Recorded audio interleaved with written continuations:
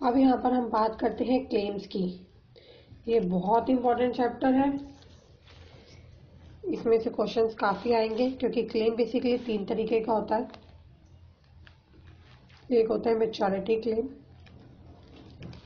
एक होता है डेथ क्लेम और एक होता है राइडर। मैच्योरिटी पर कंपनी देखती है कि बेसिकली पॉलिसी कब मैच्योर हो रही है और वहाँ पर मैच्योरिटी के लिए बंदे को क्या करना होता है, उसको डॉक्यूमेंट्स अपना सबमिट करना होता है। अपने डॉक्यूमेंट सबमिट करने होते हैं। मैं आपको क्लियर कर देती हूँ। यहाँ पर उसको अपना ओरिजिनल बॉन्ड सबमिट करना होगा।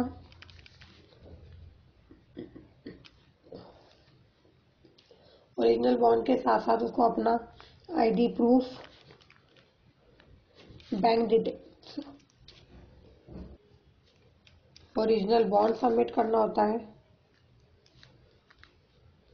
मैं दोबारा लिख देती हूँ, बॉन्ड्स, ओरिजिनल बॉन्ड सबमिट करना होता है, आईडी प्रूफ सबमिट करना होता है और अपनी बैंक डिटेल सबमिट करनी होती है।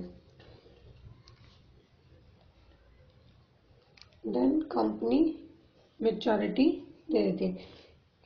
लेकिन डेथ कैसे हो रही है?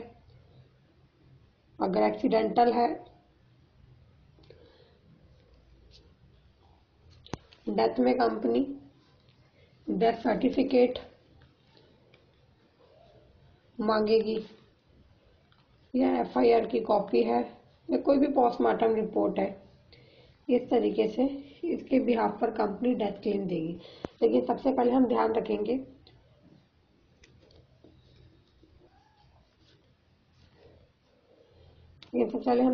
मैच्योरिटी के अंदर कंपनी को कुछ प्रोसीजर होता है। मैच्योरिटी में हमने डॉक्यूमेंट सबमिट करे तो कंपनी को 30 डेज के अंदर क्लेम सेटल करना होता है। डॉक्यूमेंटेशन जो है वो सबमिट होंगे 15 डेज के अंदर अंदर। आप अपने डॉक्यूमेंटेशन सारे सबमिट करिए। कंपनी आपको पहले ही वैसे लेटर भेज देती है, उस पर सारे डॉक्यूमेंट्स होते हैं, इंटीमेशन दे देती है। 15 डेज के अंदर आप अपने डॉक्यूमेंट्स को सबमिट करिए। मैं बार बार कह रही हूँ कि जितने भी डेज वाले क्वेश्चंस मैं आपको बता रही हूँ उन पर फोकस करिए, ध्यान दीजिए कि 15 डेज के अंदर आपने अपने डॉक्यूमेंट सबमिट करे। डॉक्यूमेंट सबमिट करने के बाद कंपनी को 30 डेज के अंदर क्लेम को पास करना है। लेकिन मैं भी आपको बताऊंगी अगर कंपनी क्लेम, चलो अभी क्लियर कर लेते हैं हम साथ के साथ ही। अगर कंपनी 30 डेज के अंदर क्लेम पास नहीं करती है, if company does not process my claim,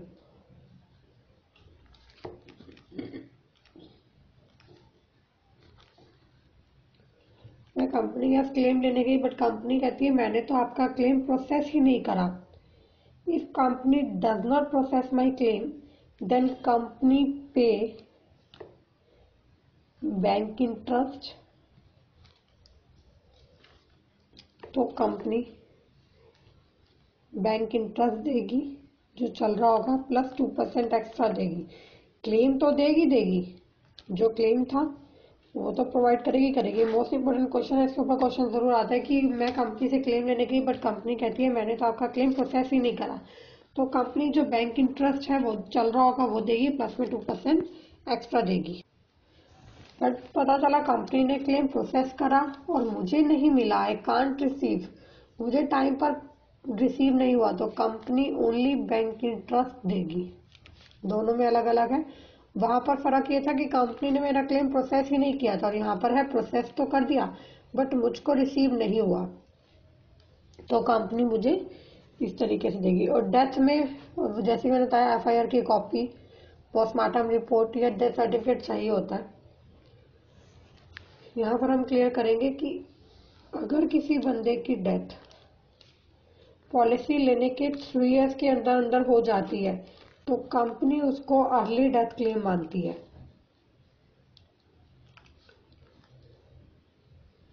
early death claim होता है पॉलिसी लेने के 3 साल के अंदर अंदर डेथ होगी। कंपनी सोचती है कि मैंने जब पॉलिसी इशू करी थी तो इट मीन्स कस्टमर ने सब कुछ बताया था और कंपनी ने भी सोच समझ के करती, लेकिन 3 साल के अंदर अगर वो डेथ कर गया कस्टमर, तो हो सकता है कोई रीजन ऐसा रहा हो जो कस्टमर ने अपने हैंड से छुपा लिया हो या कंपनी ना देख पाई हो, तो हो सकता है। तो कंपनी उसके लिए सबसे पहले इन्वेस्टिगेशन करेगी। इन्वेस्टिगेशन के लिए कंपनी टाइम पीरियड लेती है, जो कि टाइम पीरियड रहता है 6 मंथ्स का, और डेज में पूछा जाए तो 180 डेज का।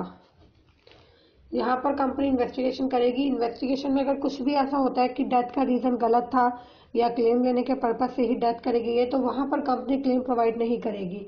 और अगर कंपनी को लगता है कि सब कुछ ठीक है तो कंपनी 30 डेज के अंदर क्लेम को प्रोवाइड कर देगी। अब हम बात करते हैं राइडर की। राइडर होता है कुछ एडिशनल बेनिफिट, जैसे कि हम पॉलिसी लेते हैं तो पॉलिसी में हम कुछ भी एक्स्ट्रा बेनिफिट लेते हैं तो कंपनी बेनिफिट्स के साथ साथ हमसे प्रीमियम चार्ज करती है और वो बेनिफिट प्रोवाइड कर देती है।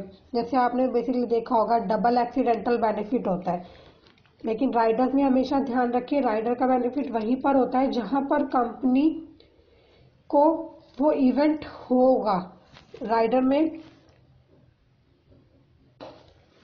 राइडर के अंदर वो इवेंट होना कंपलसरी है, तभी उस चीज का बेनिफिट मिलेगा। पता चला किसी बंदे ने एक्सीडेंटल राइडर ले लिया, डेथ एक्सीडेंटल बेनिफिट राइडर लिया, उसके लिए कस्टमर कुछ प्रीमियम चार्ज कर रहा है, तो वो प्रीमियम कंपनी राइडर के लिए चार्ज कर रही है, और जब उसके साथ एक्सीडेंटल डेथ हो जाती है तो वहां पर कंपनी उसको क्लेम में डबल इंश्योरेंस प्रोवाइड कर देगी। या इसमें आप इस तरीके से कह सकते हैं surgical care rider. Surgical care rider होता है कि कंपनी ने सर्जिकल केयर राइडर लिया है, तो अगर बंदे को सर्जरी करानी है और उसके लिए उसने सर्जिकल केयर राइडर के लिए वो पहले से ही कुछ प्रीमियम एक्स्ट्रा पे कर रहा है और उसको सर्जरी कराने की जरूरत पड़ गई, तो वहाँ कंपनी सर्जरी के लिए उसको वो बेनिफिट अमाउंट का यूज करने को दे देगी।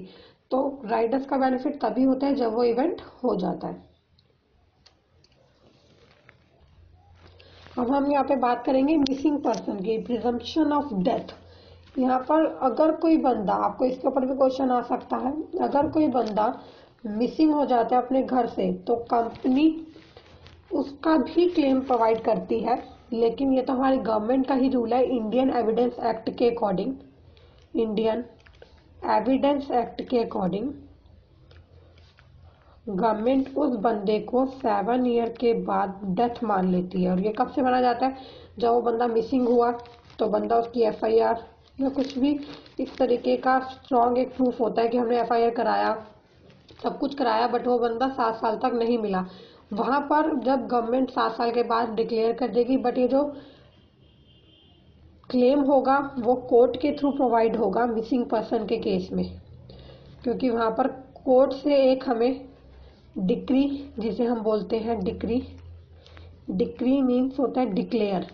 कोर्ट डिक्लेयर कर देती है कि अब ये बंदा लाइव नहीं है, डेथ कर चुका, तो वहां पर कंपनी हमें मिसिंग पर्सन का भी क्लेम दे देती है। लेकिन इस मिसिंग पर्सन के क्लेम में बंदे ने पॉलिसी ली और 2 साल प्रीमियम पे करने के बाद वो बंदा मिसिंग हो गया और पॉलिसी टर्म थी उसकी 15 साल की, तो कम से कम आगे के आने वाले 5 सालों तक जो प्रीमियम है वो उसकी फैमिली को पे करना होगा।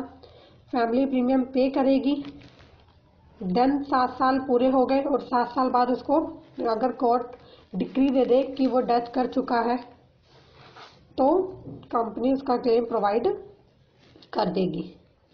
सुसाइड के क्लेम में भी कंपनी क्लेम प्रोवाइड करती है, लेकिन सुसाइड के केस में सिर्फ natural death, suicide is a natural death, तो नेचुरल डेथ का मतलब है नेचुरल क्लेम ही प्रोवाइड किया जाएगा। यहाँ पर कंपनी अगर किसी बंदे ने 1 जन 2016 में पॉलिसी ली और 1 जन 2017 में उसको 1 ईयर पॉलिसी को कंप्लीट हो गया, अब वो 2 जन को अगर डेथ भी कर जाता है तो कंपनी उसको natural death, normal claim provide कर देगी। इसका मतलब है सुसाइड के केस में 1 ईयर पॉलिसी को कंप्लीट होना चाहिए, देन कंपनी सुसाइड के केस में भी क्लेम प्रोवाइड करती है।